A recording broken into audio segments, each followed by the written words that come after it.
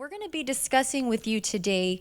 UOG has a forthcoming program that we're really working hard on and we're excited to launch, and it's the UOG Guam Businesses for Sustainability. So what we're going to be discussing today are ways in which our companies, as seen by the leaders here on this panel, we're going to be discussing ways that our companies and the way the advisory board is contributing to sustainability and going to be taking it to the next level and being kind of the leaders for sustainability on Guam. And with that, again, we have Brent Wiese, Kathy Scrow, Jackie Marati, and Richard Aliva. Richard Aliva, the superintendent for Catholic education.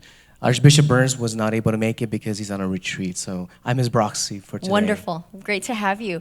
And before I start turning it over to each of us individually, I do want to point out that the advisory board, it really comprises of a lot of the leaders in different sectors. As you see, we also have the Archdiocese, we have businesses, we have hotels. We comprise of a wide range of industries on island, and when we meet, you can be confident that it's kind of the meeting of the minds on how Guam, in all ranges of industries, are going to be able to take sustainability with the leadership and collaboration with University of Guam. We're going to be able to take it to the next level in different aspects. So I'm really excited to have all of us here, and we're going to be kind of going over what we do and kind of the things we talk about in our advisory board meetings. And a lot of you are familiar with Bank of Guam, Payless, and how they're, really truly leaders in this. I know it's been years that we've been pushing from the buy local movement to, using less plastic bags. I know that Jackie and the Bank of Guam team are really spearheading the movement together with Payless on different ways, from big ways to little ways. So, but before I begin, I would like to show something, and I don't know if Dr. Anita Enriquez is in here, but about 8 years ago, we kind of launched a movement. The Buy Local movement was formed on Guam, and I'm really excited. I was excited to be a part of it. This was about 8 to 10 years ago, and we put together a video, and it hasn't been seen in so long, but I thought about it this morning when I was in here, and I would love to show it before we begin. It's about a 2.5-minute video that we produced, again, about 8 years ago. So enjoy. Hi, I'm Tom Maxidon. My name is Vic Rogers. I'm Deanna. I'm James. I'm Logan Regis. I'm Renee Roberto. I'm Joey Crisostomo. I'm Jadine Salas. We are Grow Guam. We're Pica's Cafe. I buy local. And I buy local. I buy local. We buy local. I buy local. And I buy local because it's good for Guam. I buy local by patronizing local places to eat for dinner or for lunch. I buy local just by shopping at the different stores here. I like to shop local because it's my community. Okay, it's not a bunch of strangers. It's the same people that I see all the time. I buy local because the stores that I buy from and the people I buy from are more likely to invest back into our community, as opposed to like sending my money off island or buying online. None of that money comes back. Why do we buy local? A lot of reasons, but I think the biggest reason is to get the freshest produce and bring it to our guests. Also, by doing that, we're supporting as many local farmers as possible and putting money right back into the community, which is the foundation of our business, is to be a part of this community. And therefore, when we buy local, the money goes right to the farmers.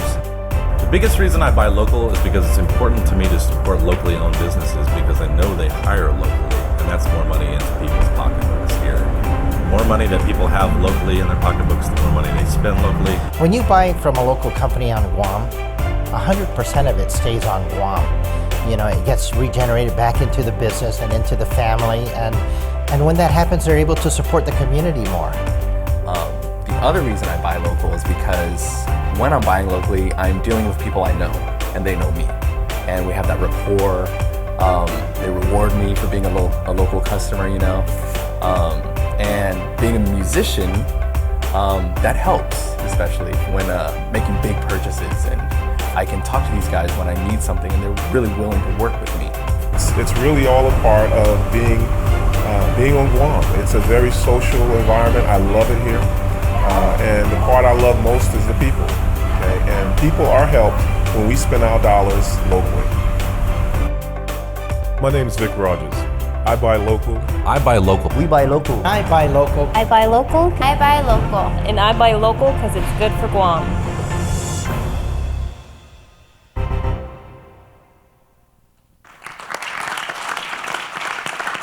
Thank you. And again, if you see, this really was, we produced this together with a wonderful team, and some of you might even be in here. I think Miracle's in here.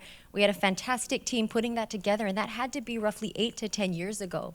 And so with that, I think that's a great segue into our advisory board panel. So why don't we go ahead and get started with Brent? I'm an architect. RIM Architects has been in Island for 30 years. I think about 10, 12 years ago, as a company, we decided making a commitment to sustainable architecture was a big deal for us. And so nearly all our architects and all our principals, owners of the company, are all LEED certified individuals. I am. Over here is an architect in our company. She is too. So we made this a priority.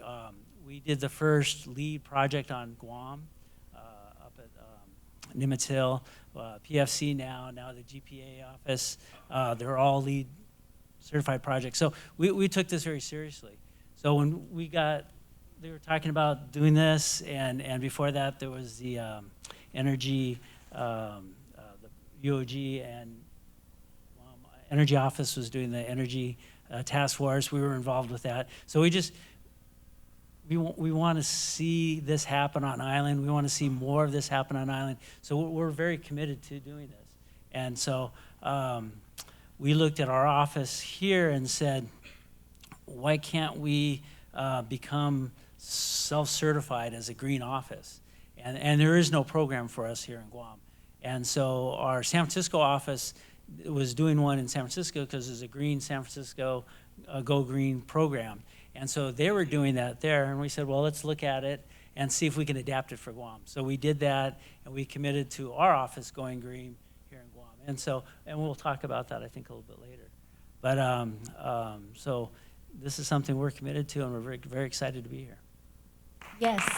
Thanks, Brent. And I want to also touch on, Brent worked closely with Jackie and the team, and of course his team at his firm, to form a Guam sustainability checklist. And this is part of the program I mentioned a few minutes ago that we're going to be rolling out soon. I think it's still in draft form for now, but it is closer to getting launched, and we look forward to having businesses take this commitment and really look at the checklist, see where your business can improve, see where you're doing well in, and again, like he said, kind of self-certify, but it will really be also overlooked by the UOG Advisory Board, and we can take this not only a commitment, but follow the checklist. So thanks, Brent. Half a day and good morning. My name is Kathy Calvo, and I am the Executive Vice President of Payless Markets, and I'm also really ecstatic to be a member of the Island Sustainability Community Advisory Board. What we're all doing here today by being here is saying that I care and I want to be part of the solution. I really think that it's easy to say that, but I think what's really important is to step up and do something about it. I think that's really critical, and everyone in this room needs to reach out, do at least one thing that's going to make a difference. Payless Markets is a company, it's a locally owned company. We've been around for almost 70 years. We employ about right under 800 residents.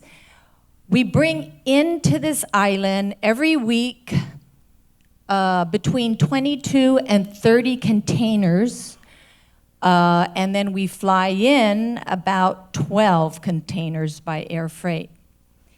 Because of that, we feel that we have a corporate responsibility to ensure whatever we bring in, we educate and do as much as we can to mitigate a lot of the trash and pollution that perhaps some of the products that we bring in can contribute to.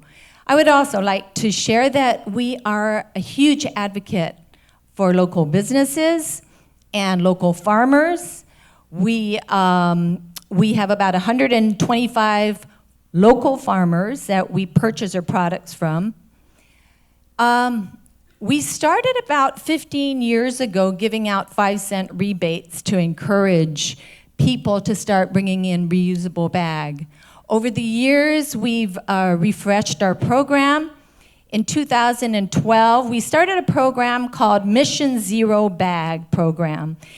And the purpose of that was to try to encourage our community to be more conscious and bring in reusable bags. So we started bringing in a variety of exciting and fashionable bags. We contribute to schools, we give back to schools, we create a lot of programs to incent them to create designs for bags. A few years ago, we refreshed our mission statement as a company. We sat down over a weekend and we talked about what are our values. We talked about being a locally owned company and supporting local. We talked about caring for our employees, and we talked about caring for our community. As a result of that, we decided to invest in new positions in our company. And today I'd like to introduce our Community Relations Coordinator, Anania Nauta, and she is a product of the University of Guam. And Joseph, thank you, Anania. Joseph Camacho, he is our Community Care Coordinator. We also have a dietitian on our payroll, Rose Calvo. And these are what we feel are true investments in our community. What Anania does, she reaches out, we form alliances in the community. We are partners with iRecycle Guam, the Center for Island Sustainability, and many other organizations. Joseph manages our Edu-Kitchen in our Dedido store. I don't know if many of you are aware of that. We opened a few years ago and we sell primarily organic and natural products. In addition, we have a kitchen in there, and it holds up to 16, 18 people, and every month, or is it every week, say? Every week, Say conducts free classes. We have classes for children, and then we have a chef on board, and he does cooking demonstrations. But what we offer classes on how to read labels. What are the ingredients on labels? He's offered classes. We bring in partners and talk about composting. We talk about what are natural remedies for cleaning rather than pesticides. We have numerous classes, and we encourage alliances. As a matter of fact, we have many alliances, including the University of Guam. But I also feel that it's really important that we as a community reach out, network, and do more of these things. In celebration of Earth Month, Anania has been very active in pushing forth some of our initiatives. A big one is the plastic bags. Our recent numbers show that we've been able to save 2 million plastic bags from distribution on our island in 1 year because we do not distribute plastic. But we've also seen that things become very stagnant if we do not have enough incentives, unfortunately. So for the month of April, every Wednesday, not only are we eliminating plastic, but we're also eliminating brown bags. In addition to that, every Wednesday, we double it and we give away 10 cents. We try to be reasonable about what that means. People come in and say, I'm just not going to take a bag. We even take plastic. If you bring in, whatever you bring in, we will reward and incent. And that's what it's taking right now. In addition to that, we've gotten more aggressive with our Bag and Save program. We've got our buyers have become very aggressive with deals to encourage our community to not use plastic bags. I just spoke to Senator Lee outside, and I'm really excited about her new bill, which is going to be law it's going to be implemented next year, and it's a no bag bill. There will be penalties for using plastic bags. I've asked her if she could kindly look into amending that bill and including brown bags. Brown bags, number one, they're more expensive. Even more important than that, they are also trash that do not biodegrade as much. And by the way, our plastics are biodegradable plastic, but they still take up space in our landfill. We have our 8th store opening up, our My Teat store. We're unfortunately closing down our Ganya store probably in June.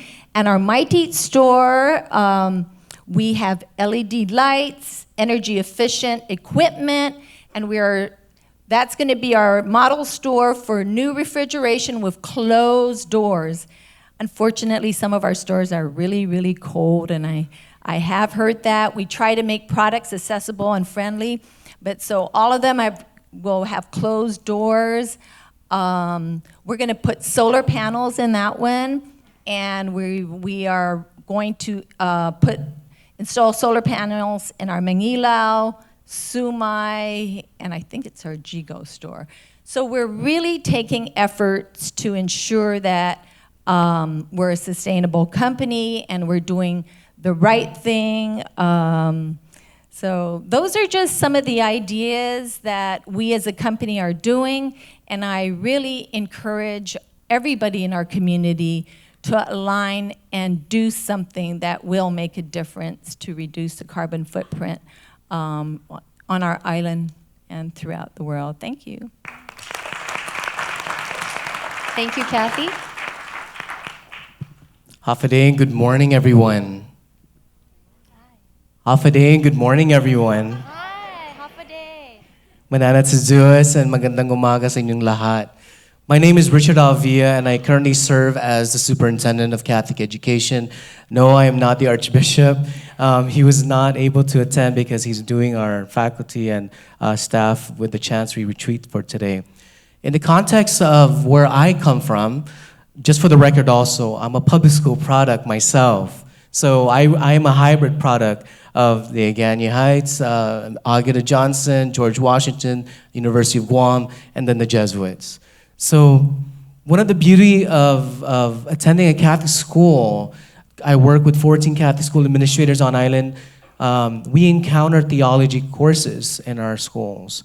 And the theology is taken to heart and really where the encounter comes in with living out gospel values, church teachings, especially recently with Laudato Si, with Pope Francis. And of course, one of our key elements in church teaching, which is on Catholic social teaching, on the care of the creation of the earth. I have so much to say. This is just my 2nd year as a superintendent, and I've been involved and very visible in the schools. I'm proud to say that at the Academy of Our Lady of Guam, I believe in 2018, they, as led and initiated by the students, have hashtag Styro-Free Academy. So that is a big stride in one of our schools that I don't even know of yet.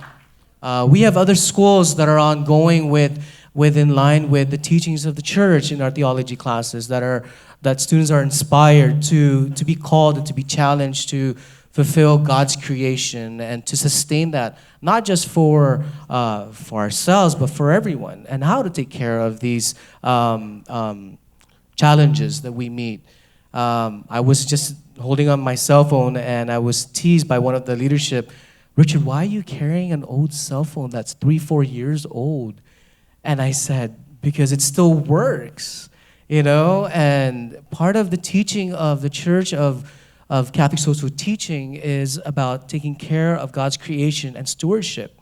It doesn't necessarily mean that you have to have the latest gadget. You need to have the latest, biggest cell phone. It means to take care of the instrument that God gives and provides for all of us.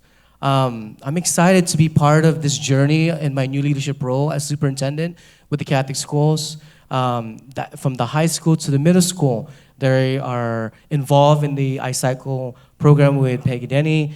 I know that in the primary level, they have been involved in gardening themselves with life skills that they connect inside the classroom and outside. And I've seen that offhand. At Father Duenas, the all-boys school, they are working towards a hydroponic raised bed opportunity for the students. So learning doesn't end in the classroom, and it doesn't end in the gospel when you just read it. Our students in the diocese, in the 14 schools from the primary level up to the senior year, are challenged to become even more, to help educate and to continue to bring the Word of God and to instill preservation in our environment and to continue to appreciate what God has given to us in the context of creation. And the environment is a big role. So I am working with our administrators, our theology, being a former theology teacher at Father Duenas for 11 years, that has been really key for me. And I was talking to one of my former students, they're actually in here, and I said, this is one of the subjects that I really enjoy because I'm a visual learner myself. I like to get down and dirty with things, and although that we're reading context and Vatican documents, they may be very heavy, how do we apply it outside the classroom? How do we continue to bring that education home? And how do we become that instrument of hope and to bring justice and to continue to care for our earth? So thank you for the invitation to be here, and I'm more than happy to elaborate a little bit more with our schools. Thank you. Thank you, Richard. Thank you, Richard. Thank you very much all for being here. As I've said yesterday, the Bank of Guam has been at the forefront of many initiatives that we've done not only externally but also internally. And some of the things that we have done within the organization have been challenging. I think while science has a huge role to play in how we mitigate the risks of our environment and also in our society, in the end, I think behavioral change is a massive contributor to how we're going to restore the various damaged areas in our environment and certainly in our society as well. I think all of us have a very strong sense of purpose.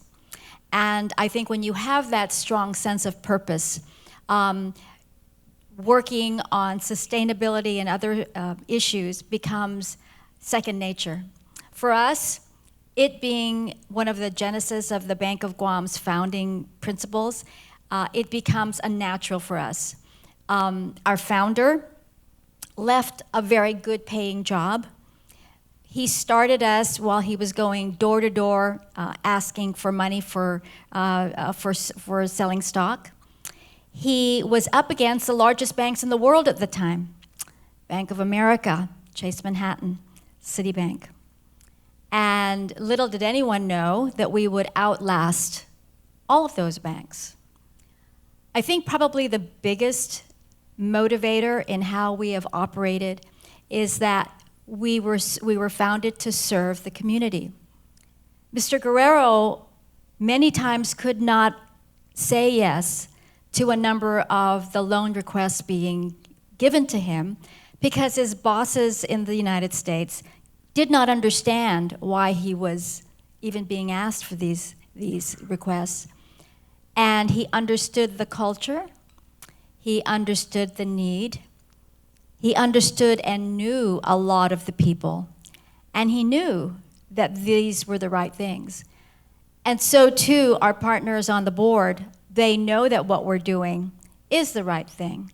They know that what we're doing is part of the intrinsic purpose that each of our organizations has.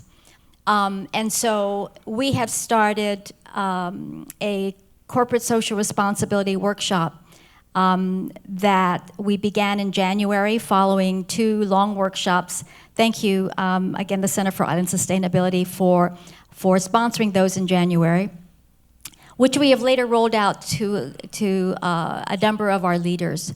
We are also in the process of rolling that out to the rest of our organization, over 600 strong throughout Guam and the Micronesia. But the most important thing is to take that time to educate, to outreach, to assure that our employees know what our program is, to assure that we all speak the same language, because CNR and sustainability has its own language and its own verbiage. And to the extent that our employees own the programs that we're working on is absolutely critical, because without that ownership, how can they explain to our customers and our families what we're doing? How can they justify that the programs that we're working on are every bit as relevant to our business as a financial service company as it is with taking care of our people's health, taking care of our community's spiritual health, taking care of our community's design requirements, taking care of our transportation needs. All of those needs need to be explained in a way so that when behavioral changes have to be done, we understand, we agree, and we know that the development is not just for now, but it's for the future. So we have a number of small programs that we're working on, one day at a time, one project at a time, one footstep at a time, which I'm happy to discuss certainly either later on during the panel discussion or afterwards. But I'm really proud of this board. As I mentioned, I think we have strong purpose. And without strong purpose, or with strong purpose, I think the things that we can do as an island, we can be incredibly proud of. Thank you.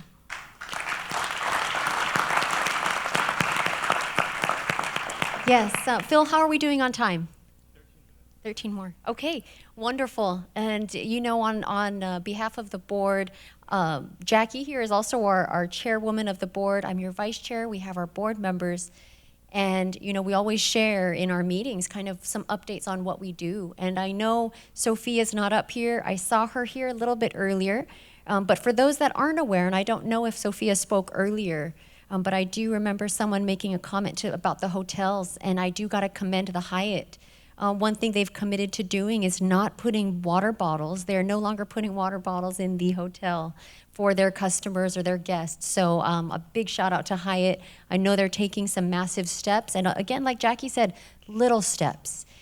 Goes the same with our events. If you notice your centerpieces, one thing that organizations, especially nonprofits that hold significant galas with 400 to 700 people, we're looking at ways to become more sustainable in these events.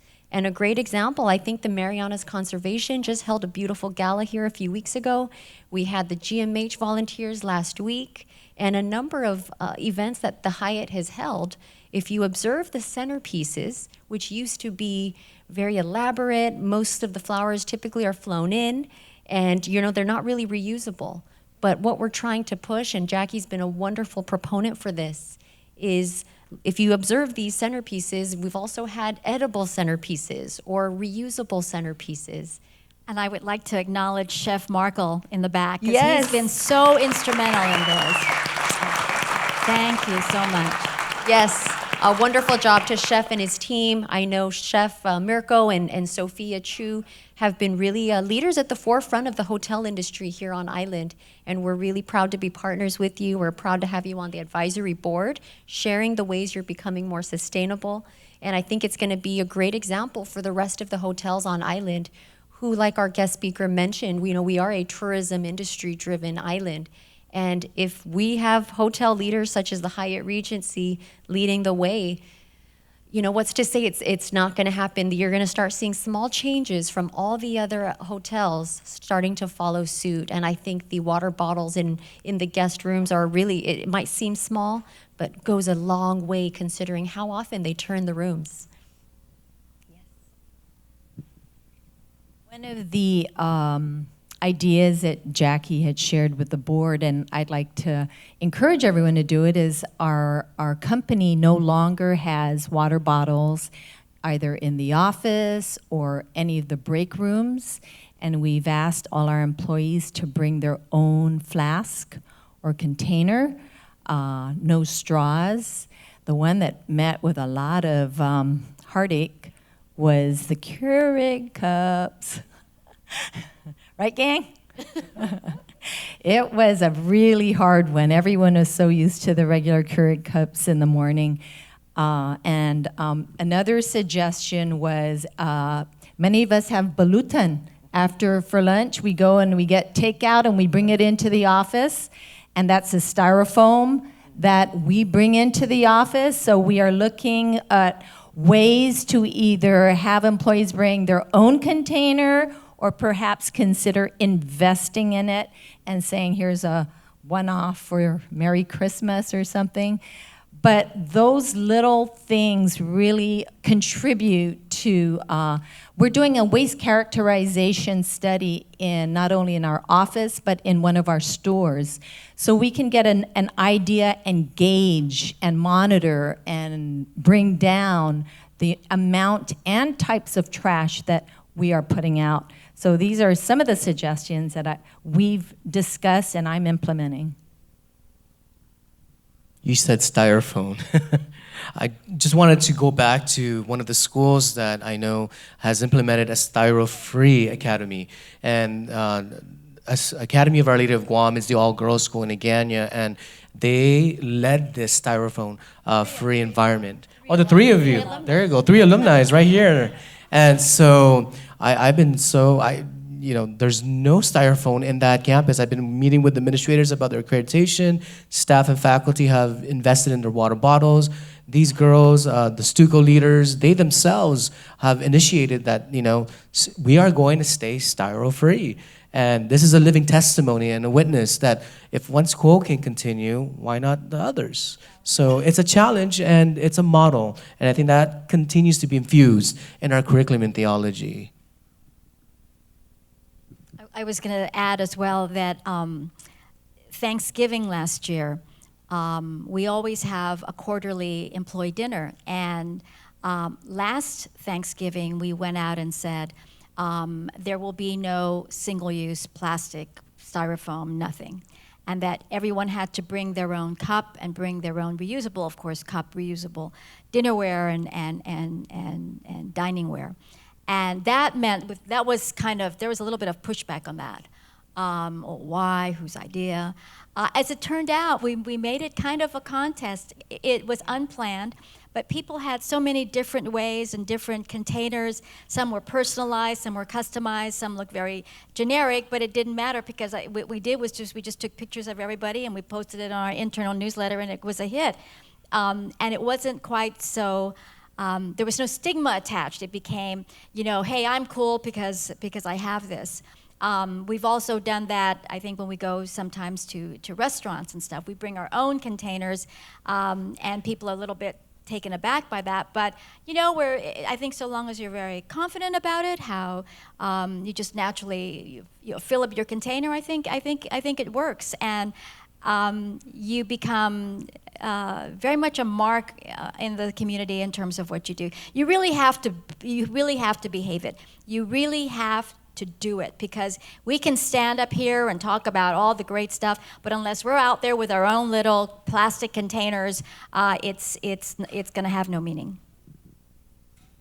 Strongly agree. And, to kind of close out our panel, I would like to encourage you, if you have ideas, our board would love to hear it. Right now from Brent and Jackie, the checklist we have, I think we're going on, it's almost 4 pages. It's really thorough. It's about 5 different categories on ways to be more sustainable, everything from the buy local to solid waste to recycling. There are 5 different elements in this green commitment. So if there is anyone that would like to, contribute to this or give us your feedback, we'd love to have it before we roll it out and before we get the final draft going. We have about a couple minutes for some questions. Do we have any questions from the audience? Here, Dr. Maggie. Well, I was just sitting here thinking, I'm like taking notes and writing things down, and it would be very interesting if you could publish this somewhere so that, because really, seriously, it's great. These are great ideas, and we can do them all over, even on the mainland. We can take the chance, show up with our dishes to get our, when we're not going to eat the whole dinner. Yeah, that's great. Thank you. Thank you, Maggie, we will. And we have our own commitment that we're working on that will enlist action-oriented pledges by all of our members, so that in addition to the checklist that Brent and his company came up with, we'll also delineate the kinds of actions that members will be signing up for. And again, it's not just a pledge, it becomes a mark and a symbol that we have signed on to a promise and action to assure that that sustainability is lived throughout our organization, and that we wish to spread it throughout the rest of the community. But yes, we will definitely have that. Yes, we will. Yes, and I believe it's UOG, and then it's /CIS, but we'll make sure we get that out to you. Thank you, Dr. Maggie. I actually agree with Dr. Maggie. I'm also a researcher, and can everybody hear me? I agree with Dr. Maggie on her request for transcripts of the conference. I think the approach and the concept is really amazing. Just looking at the panel that's sitting up there, and the themes that are emerging: development, corporate responsibility, spirituality, sense of purpose. No kidding, spirituality and spiritual leadership is one of the emerging trends in leadership. And I'm here looking at this panel on this big screen, and it is really amazing. And one of the panelists here brought up about we need to find solutions, and I see solutions sitting up in the front, and let's give them all a big hand, please. Thank you so much.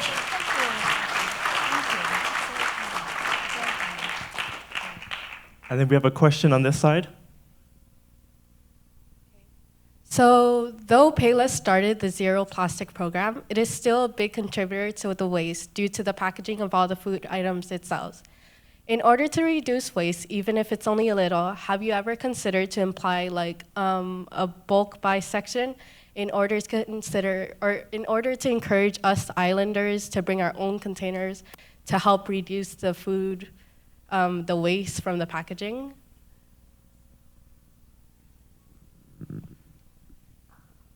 Thank you for the question. We do take responsibility for the amount of products that we bring in. I did not share some of the other things we do in terms of corrugated boxes. We collect bales of the boxes that we crush down. We send back, and it's sent overseas. Someone pays for it from us. The pallet chips, the plastic ones are cleaned and sent back to where they came from. The brown pallets, we send them to a company, and they are pulverized and used for mulching.